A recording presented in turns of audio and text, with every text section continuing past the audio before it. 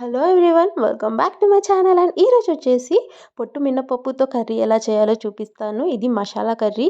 So ఇది chicken కన్నా కూడా చాలా టేస్టీగా ఉంటుంది. మీరు ఖచ్చితంగా ట్రై చేయండి. సో ఫస్ట్ వచ్చేసి ఒక ప్యాన్ తీసుకున్నాను. ఆ ప్యాన్లో వచ్చేసి మసాలాలు మెన్షన్ చేస్తున్నా చూడండి. మసాలాలు అలాగే పుట్నాల పప్పు వేసేసుకొని మనము ఒక 2 నిమిషాల పాటుగా వీటిని వేగిచ్చేసుకుందాము. మరీ హై ఫ్లేమ్లో కాకుండా మీడియం ఫ్లేమ్లో దీన్ని మనం వేడి చేసుకుందాము. సో ఇవి మరీ కాలనివ్వకూడదు. లైట్గా ఆయిల్ వేసుకొని దీన్ని మనము వేగనిస్తే సరిపోతుంది. సో మసాలాలు అనేవి వేగిన తర్వాత దీన్ని మనం తీసేసి పక్కన పెట్టేసుకుందాము. సో మరీ ఎక్కువ మసాలాలు వేయాల్సిన అవసరం లేదు. అన్నీ ఒక 2 యాడ్ చేసుకుంటే సరిపోతుంది. లైక్ 2 లవంగాలు, 2 మిరియాలు, కొంచెం ధనియా, అలాగే కొంచెము దాల్చిన చెక్క. ఇప్పుడు వచ్చేసి ఎండు కొబ్బరిని బాగా గ్రేట్ చేసేసి దాన్ని మనము ప్యాన్లో వేసేసుకుందాము. దీన్ని కూడా మనము మీడియం ఫ్లేమ్లో దీన్ని కూడా మనము రోస్ట్ చేసేసుకుందాము.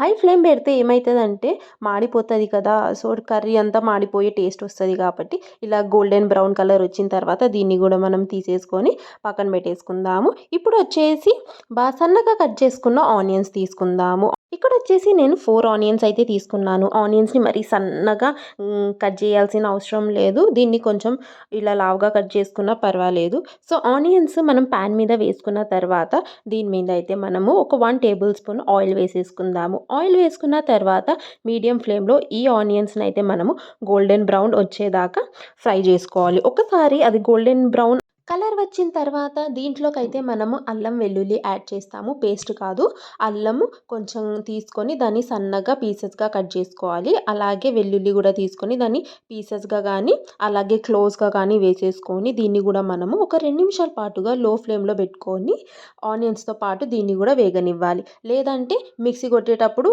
డైరెక్ట్గా వేసుకున్నా సరిపోతుంది. ఇలా వేసుకుంటే ఏంటంటే టేస్ట్ అనేది బాగుంటుంది కర్రీలో. కాబట్టి ఇలా యాడ్ చేసేసుకుంటాము.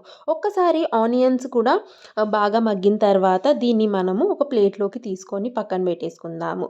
సో ఈ మసాలా అంతా అనేది మనం రూమ్ టెంపరేచర్లోకి చల్లగా అవ్వనివ్వాలి.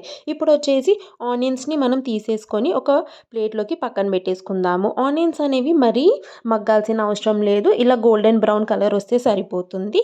దీంతోనే టేస్ట్ బాగుంటుంది. సో ఇప్పుడు వచ్చేసి మనము ఈ కర్రీలోకి కారం వేసుకోము.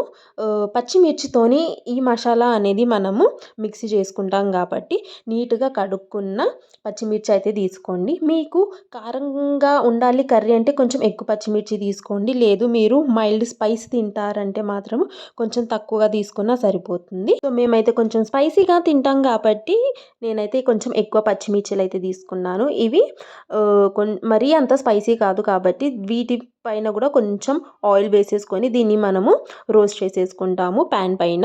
ఇలా మసాలా అంతా రెడీ చేసుకున్న తర్వాత దీన్ని అయితే మనం రూమ్ టెంపరేచర్ చల్లగా అవ్వనివ్వాలన్నమాట, రూమ్ టెంపరేచర్ పైన.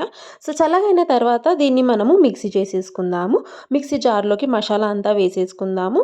మసాలా వేసుకున్న తర్వాత కొంచెం కొంచెంగా వాటర్ యాడ్ చేసుకుంటా మనము మసాలా అనేది పేస్ట్ చేసుకోవాలి. ఒకటేసారి వాటర్ యాడ్ చేసుకోకుండా కొంచెం కొంచెంగా వాటర్ యాడ్ చేసుకుంటా మిక్సీ పట్టుకుంటే సరిపోతుంది. ఒకసారి మసాలా అనేది రెడీ అయిపోయిన తర్వాత దీన్ని మనం పక్కన పెట్టేసుకుందాము. ఇప్పుడు వచ్చేసి 1 గ్లాస్ బౌల్ తీసుకోండి. ఆ బౌల్లో అయితే 1 గ్లాస్ వచ్చేసి పొట్టు మినపప్పు వేసుకుందాము. అలాగే 1 టేబుల్ స్పూన్ మెంతులు వేసుకుందాము.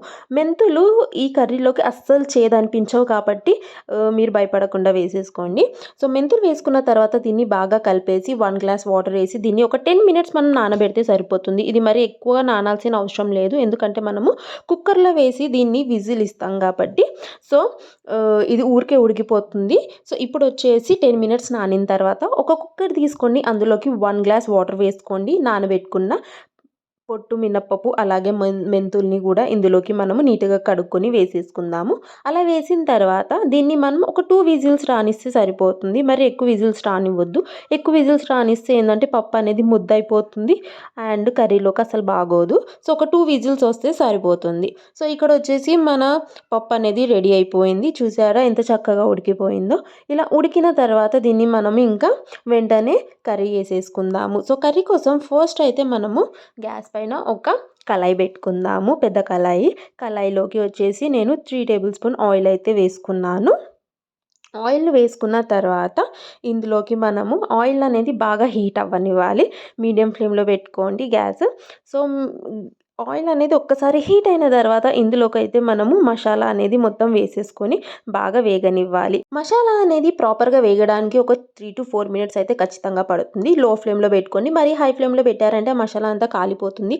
మాడిన స్మెల్ వస్తది కాబట్టి ఒకసారి మసాలా అంతా ఆయిల్‌లోకి వేసేసుకున్న తర్వాత ఒక 2 నిమిషాల పాటుగా దీన్ని మనము కొంచెం కలుపుకొని దాని తర్వాత 3-4 మినిట్స్ దాన్ని మనం మూత పెట్టుకొని లో ఫ్లేమ్‌లోకి ఫ్రై అవ్వనివ్వాలి. ఇలా ప్రాపర్‌గా ఫ్రై అయిన తర్వాత అయితే ఇందులోకొచ్చేసి మనం ఇప్పుడు చిటికెడంతా పసుపు వేసుకుందాము. ఒకసారి పసుపు వేసిన తర్వాత మనం మసాలానైతే బాగా కలిపేసుకొని దాన్ని మూత పెట్టేసి ఒక 2 నిమిషాల పాటుగా మసాలానైతే బాగా వేగనిద్దాము. మసాలా అనేది ప్రాపర్‌గా వేగిన తర్వాత దాంట్లోకైతే మనం వాటర్ అనేది యాడ్ చేసుకోవచ్చు. సో, మసాలా అనేది ప్రాపర్‌గా దాని పచ్చి వాసన పోయేదాకా అయితే మనము వేగనివ్వాలి. లేదంటే ఆ మసాలా ఘాటు అనేది మనం తినేటప్పుడు తగులుతూ ఉంటుంది. కాబట్టి మీరు ఏ మసాలా కర్రీ చేసినా దాన్ని ప్రాపర్‌గా ఆయిల్‌లోకి మనం ఒక 4-5 మినిట్స్ దాకా దాన్నైతే మనం వేగనివ్వాలి. ఇప్పుడొచ్చేసి కొంచెం కొంచెంగా వాటర్ అయితే మనం మసాలాలోకి యాడ్ చేసుకొని దీన్ని ఒక 3 నిమిషాల పాటుగా లో ఫ్లేమ్‌లోకి మళ్ళీ ఒక ఉడుకు రానిచ్చేదాకా ఉడికించుకోవాలనమాట. ఇప్పుడొచ్చేసి ఇందులోకి మనము సరిపడా ఉప్పు వేసేసుకుందాము. ఉప్పు వేసిన తర్వాత ఇంకొంచెం వాటర్ అయితే ఇందులోకి యాడ్ చేసేసి ఒక 3 నిమిషాల పాటుగా దీన్ని మనము మీడియం ఫ్లేమ్‌లో పెట్టుకొని ఒక ఉడకైతే రానిద్దాము. ఒక్కసారి ఉడికొచ్చిన తర్వాత మనము ఉడకబెట్టుకున్న పప్పు అయితే ఇందులోకి వేసేసుకోవడమే.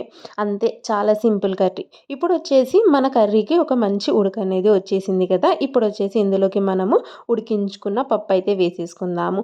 పప్పు అనేది వేసిన తర్వాత ఆ వాటర్‌ననేది పడేయకుండా ఆ వాటర్‌ని గూడా ఈ కర్రీలోకి వేసేసుకుంటే టేస్ట్ అయితే అదిరిపోతుంది. చాలా ఈజీ. ఒకవేళ మీకు ఈ రెసిపీ నచ్చినట్టయితే మీరు ట్రై చేయండి. సో, కర్రీకి వాటర్ ఎక్కువ పడతాయి కాబట్టి ఒక 1 ½ గ్లాస్ వాటర్ ఇంకా కొంచెం నేను యాడ్ చేశాను ఇందులోకి. అయితే అది ఖచ్చితంగా ఒక 15 మినిట్స్ ప్రాపర్‌గా ఉడకాలనమాట మనం వాటర్ ఏసిన తర్వాత. అయితే 1 ½ గ్లాస్ వాటర్ ఏసిన తర్వాత దీన్ని 15 మినిట్స్ దాకా అప్పుడప్పుడు కలుపుతూ దీన్ని నేను ప్రాపర్‌గా ఉడికిచ్చాను. సో, ఇప్పుడొచ్చేసి మన కర్రీ వచ్చేసి 15 మినిట్స్ తర్వాత ప్రాపర్‌గా అయితే బాయిల్ అయింది. ఎప్పుడైతే మనకి ఆయిల్ అనేది పైన తేలినట్టు అనిపిస్తదో అప్పుడైతే కర్రీ ఇంకా రెడీ అయిపోయినట్టు.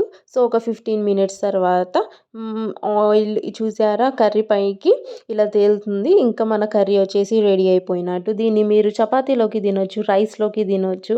అలాగే జొన్న రొట్టెల్లోకి గూడా ఎక్సలెంట్ ఉంటుంది. మరీ మసాలా కాదు, మరీ స్పైసీ కాదు. చాలా బావుంటది కర్రీ.